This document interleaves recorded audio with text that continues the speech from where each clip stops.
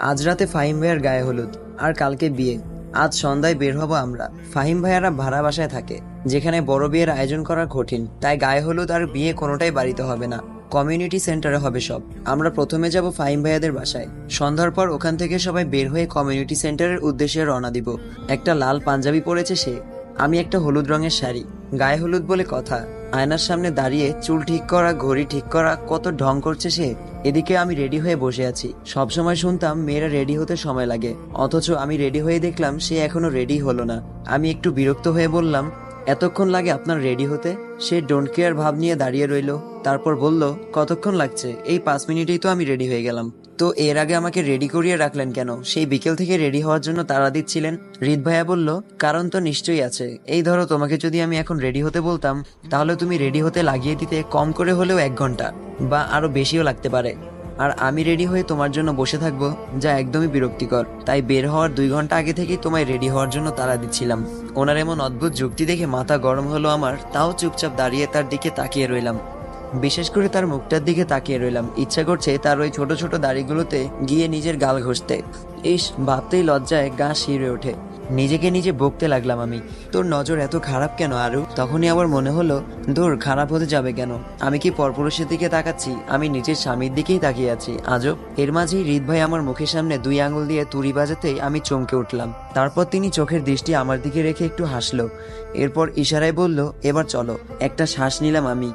এই বেটা হঠাৎ হঠাৎ এমন অদ্ভুত কাণ্ড ঘটায় যা দেখলে অযথাই বুকটা কেঁপে ওঠে। আমি আর সে যখন সিঁড়ি দিয়ে নামছিলাম, তখন মামি দেখি এক দৃষ্টিতে তাকিয়ে আছে আমাদের দিকে। হয়তো অবাক দৃষ্টি, নয়তো মুগ্ধ দৃষ্টি এটা।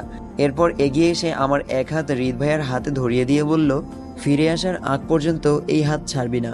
আমি লজ্জায় মাথা নিচু করে আছি। হুটহাট তার এমন স্পর্শগুলোয় যেন সারা শরীর জুড়ে শীতল শিহরণ বয়ে যায়। এরপর মামির থেকে বিদায় নিয়ে গাড়িতে গিয়ে বসলাম আমি, আর সে ড্রাইভিং সিটে। আমি তার দিকে চেয়ে বললাম, আমায় ড্রাইভিং শিখাবেন? তিনি স্বাভাবিকভাবেই বলল, তুমি ড্রাইভিং শিখে কি করবে? এই ধরেন, আমরা কখনো এভাবে বের হলাম, তখন বেশিক্ষণ চালানোর পর আপনার শক্তি শেষ হয়ে গেলে আমি চালাবো। হৃদ ভাইয়া আমার দিকে তাকিয়ে বলল, এত অল্পতেই দম ফুরিয়ে যাওয়ার চান্স নেই। তার দৃষ্টির মুখোমুখি হতেই আমি চোখ সরিয়ে ফেললাম, চুপচাপ বাইরের দিকে তাকিয়ে রইলাম। ওদের বাড়ি এসে সবার সাথে চলে গেলাম কমিউনিটি সেন্টারে। ওদিক থেকে মেয়ে পক্ষ আসবে, একসাথেই হবে সব। ফাহিম ভাই আজ অনেক খুশি, ভালোবাসার মানুষকে আপন করে পাচ্ছে সারা জীবনের জন্য। ভাবতেই কেমন একটা অদ্ভুত ফিল হচ্ছে আমার। আমি ঠিক তার উল্টো, সারা জীবনের জন্য কাছে পাওয়ার পর তাকে ভালোবাসতে শুরু করেছি। আচ্ছা, আমি কি সত্যিই তাকে ভালোবাসতে শুরু করেছি, নাকি এটা মাত্রই একটা মোহ? বাড়ি ফিরে গেলে যখন ওর থেকে দূরে চলে যাব, তখন এই মোহ কেটে যাবে না তো? মনকে প্রশ্ন করলাম, প্রেম আর মোহের মাঝে পার্থক্য কি? মন উত্তর দিল, বাস্তবে যা প্রেম তা কোনো মোহ নয়। প্রেমের জন্ম করুণা থেকে হয়, আর মোহের জন্ম লোভ থেকে। প্রেম মুক্তি দেয়, আর মোহ আবদ্ধ করে। তাই প্রেম আত্মাধিক, যা আত্মার সাথে মিশে যায়, আর মোহ একটা ঘোর, যা একটু পর কেটে যায়। দূরত্বই বলে দিবে কে কাকে কতটুকু ভালোবাসে। এখানেও হৃদ ভাইয়ের সেই মেয়ে ফ্রেন্ডটাকে দেখে খুব রাগ হলো আমার। হৃদ ভাইয়ের সাথে দাঁড়িয়ে দাঁড়িয়ে কথা বলছে, তা মোটেও সহ্য হচ্ছে না আমার। গায়ে হলুদের পার্ট শুরু হবে 10টার পর। এখন কয়েকজন মেহেদি লাগাতে ব্যস্ত, আর কয়েকজন ছবি তুলতে। আর নীরব ভাইয়া সেই কখন থেকে একটা মেয়েকে ফলো করছে। হৃদ ভাইয়ার কাছে শুনলাম, এই নীরব ভাইয়া নাকি খুব ফাজিল, সারাক্ষণ মাথায় মেয়ে পটানোর চিন্তা ঘুরে। হঠাৎ ঠাস করে একটা চরের শব্দে আমি পেছনে তাকালাম, দেখে নীরব ভাইয়া গালে হাত দিয়ে দাঁড়িয়ে আছে, আর সামনে মেয়েটা। আমার বুঝতে বাকি রইল না কি হয়েছে। নিজের অজান্তেই হেসে দিলাম আমি। নীরব ভাই হুট করে আমার সামনে এসে দাঁড়িয়ে বলল, ভাবি, যা দেখেছেন প্লিজ কাউকে বলবেন না, বিশেষ করে হৃদকে তো বলবেনই না, কারণ এটা তারা শুনলে আমাকে নিয়ে সারাদিন মজা নেবে। আমি একটু হেসে বললাম, কিন্তু আমি তো কিছুই দেখিনি। নীরব ভাই বুকে হাত দিয়ে একটা নিঃশ্বাস নিয়ে সেখান থেকে চলে গেল। আমিও হাতে মেহেদি দিলাম। মেহেদির মাঝখানে হাতের তালুতে বড় করে লিখলাম আর, যা হৃদ ভাইয়ের নামকে বোঝায়। আমি হাত একটু শুকানোর পর ধুয়ে নিলাম। এরপর হৃদ ভাইয়ের সামনে গিয়ে ঘুরঘুর করতে লাগলাম। হাতটা বারবার ওর সামনে ধরতে লাগলাম, যাতে আমার হাতের দিকে তার চোখ পড়ে। কিন্তু বেটা তো কোনো পাত্তাই দিচ্ছে না। খুব রাগ হলো আমার। এবার নিজে গিয়েই তাকে বললাম, আমি হাতে মেহেদি দিয়েছি, আপনি কি দেখতে পাচ্ছেন না? উনি সোজাসুজি বলল, তো হাতে মেহেদি দিয়েছো, এটা দেখার কি আছে? আমি বললাম, আচ্ছা দেখেন তো কেমন হয়েছে। হৃদ ভাইয়া বলল, ভালো। এই বলেই তিনি আবার ফাহিম ভাইয়ের কাছে চলে গেলেন। ওনার এমন ব্যবহারে প্রচুর রাগ হচ্ছে আমার মেহেদি রাঙা হাত দেখে প্রশংসা তো করলোই না। আচ্ছা, প্রশংসা না হয় বাদই দিলাম, হাতে যে তার নামের প্রথম অক্ষর লিখলাম তা চোখে পড়েনি, একটুও বোঝার চেষ্টা করেনি এটার মানে কি।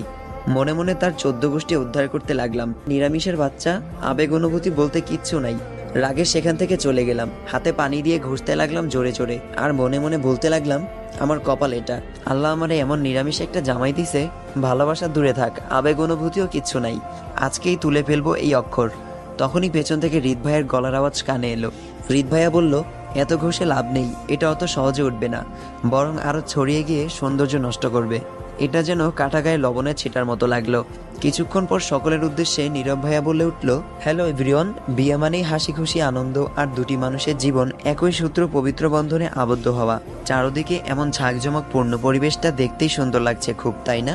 হ্যাঁ, আর এই ঝাঁকঝমকপূর্ণ পরিবেশটা আরো মধুময় করে তুলতে এখন সকলের মাঝে গান নিয়ে আসছে আমাদের প্রাণপ্রিয় বন্ধু হৃদ। আমার যেন খুশিতে হাততালি দিতে ইচ্ছা করছে। এবার বোঝো ঠেলা, নীরব ভাইকে আমার হাজারবার ধন্যবাদ দিতে ইচ্ছা করছে। আমি নিশ্চিত এই অনুভূতিহীন মানুষটা কখনোই এত মানুষের সামনে গান গাইতে পারবে না, আর সে গান পারে এটাও কখনো শুনিনি। যাই হোক, পরের সিন দেখার জন্য আগ্রহ নিয়ে তাকিয়ে আছি হৃদ ভাইয়ের দিকে। তখনই ফাহিম ভাইয়ের ছোট ভাই নাইম একটা গিটার নিয়ে হৃদ ভাইয়ের হাতে দিল। হৃদ ভাইয়া ভ্রু কুচকে বলল, গিটারও রেডি রেখেছো? তার মানে আগে থেকেই প্ল্যান করেই আমায় এই চিপায় আটকানো হয়েছে। নাইম হেসে হৃদ ভাইয়ের দিকে গিটারটা দিয়ে সরে গেল। গিটারটা নিয়ে মাইক্রোফোনের সামনে বসলো হৃদ ভাই। আমি অবাক হয়ে তাকিয়ে রইলাম, তিনি কি এখন সত্যি সত্যি গান গাইবে? গিটারের শব্দ কানে আসতেই আমার মনে হলো এটা নতুন নয়, যেন আগে থেকেই প্র্যাকটিস করা এই সুর। আমার দিকে তাকিয়ে রইল হৃদ ভাই আর গাইতে শুরু করলো, আসসালামু আলাইকুম এভরিওয়ান, আজকের পর্ব এই পর্যন্তই। ভিডিওটা খুবই ছোট হয়ে গেছে, সেই কারণে সবার কাছে ক্ষমা চেয়ে নিচ্ছি।